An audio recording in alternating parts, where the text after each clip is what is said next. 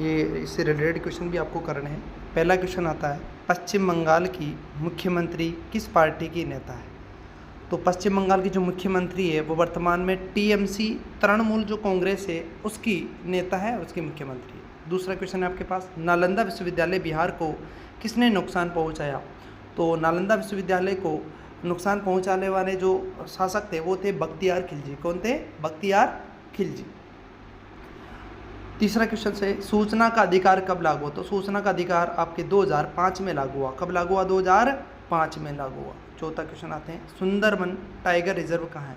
सभी को पता है सुंदरबन टाइगर रिजर्व है जो वो पश्चिम बंगाल में स्थित है। कहाँ स्थित है? पश्चिम बंगाल में स्थित है। फिर है तंजौर है जो वो किस लिए प्रसिद्ध है? तो तंजौर हम कहेंगे वो वास्तुकला के लिए प्रसिद्ध है। किस लिए प्रसिद्ध है? वास्तुकला के लिए प्रसिद्ध है। छठा क्वेश्चन अपने पास आता है, खानवा की लड़ाई किन के मध्य लड़ी गई थी? तो खानवा की जो लड़ाई है वो राणा सांगा और बाबर के मध्य लड़ी गई थी। सातवां क्वेश्चन आपके पास, कैलाश मंदिर काजीपुरम का जो निर्माण है वो किसने करवाया? तो कैलाशपुरम जो है उसका काजीपुरम का जो निर्माण है वो किस शासक ने कराया? तो नरसिंह वर्मन जो द्वितीय शासक है उसने ये निर्माण करवाया था।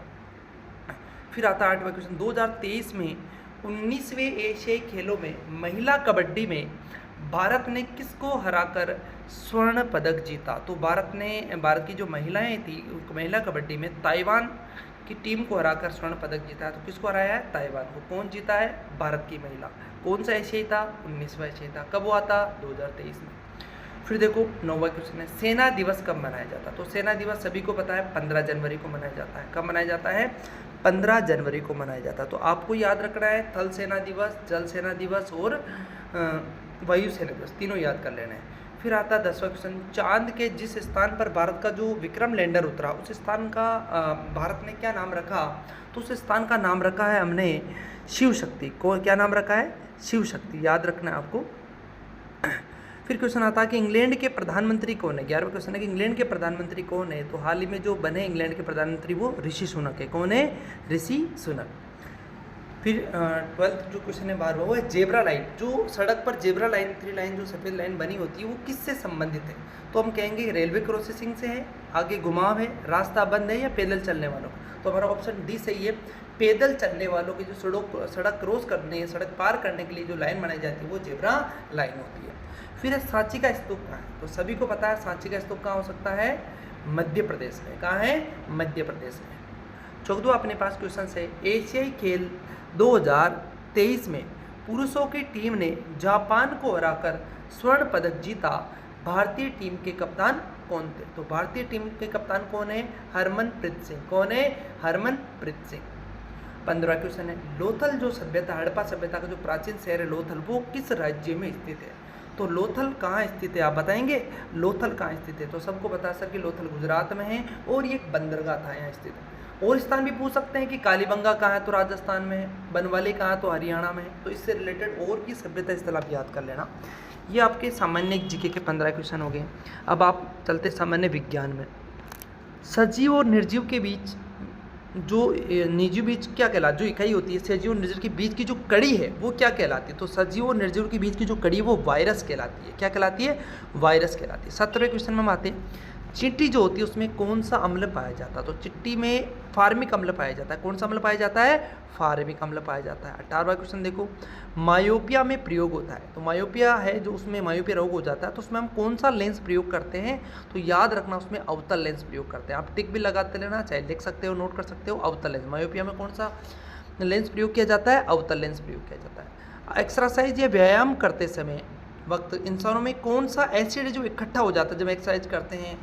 तो हमारे शरीर में कौन सा एसिड है, कौन सा अम्ल है जो इकट्ठा हो जाता है? 19वां क्वेश्चन देखो कि कौन सा एसिड है? तो वो एसिड है लैक्टिक एसिड। पहला ऑप्शन है लैक्टिक एसिड। 20वां क्वेश्चन है, पाचन क्रिया कहाँ से शुरू होती है? तो पाचन क्रिया आपको पता है कि मुख से शुरू होती है। कहाँ से शुरू होती है?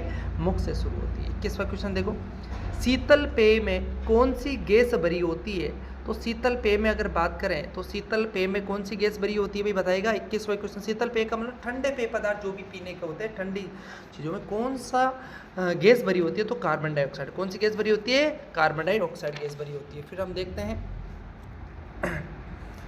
22वां क्वेश्चन देखो, कौन सी प्रक्रिया के द्वारा पौधे अपना भोजन स्वयं बनाते हैं? कौन सी प्रक्रिया के द्वारा भोजन? तो फोटोसिंथेसिस भी कह सकता हूँ या कह सकता हूँ प्रकाश संश्लेषण की जो क्रिया होती है उसके द्वारा भोजन बनाते हैं। 23वां क्वेश्चन देखो, आवर्त सारणी जो होती है उसमें कार्बन का अगला तत्व कौन सा है? तो कार्बन का अगला तत्व कौन सा है? कार्बन आपको पता है कि 6 नंबर पर आता है। आपको आवर्त सारणी में 10-20 तक परमाणु क्रमांक याद कर लेना।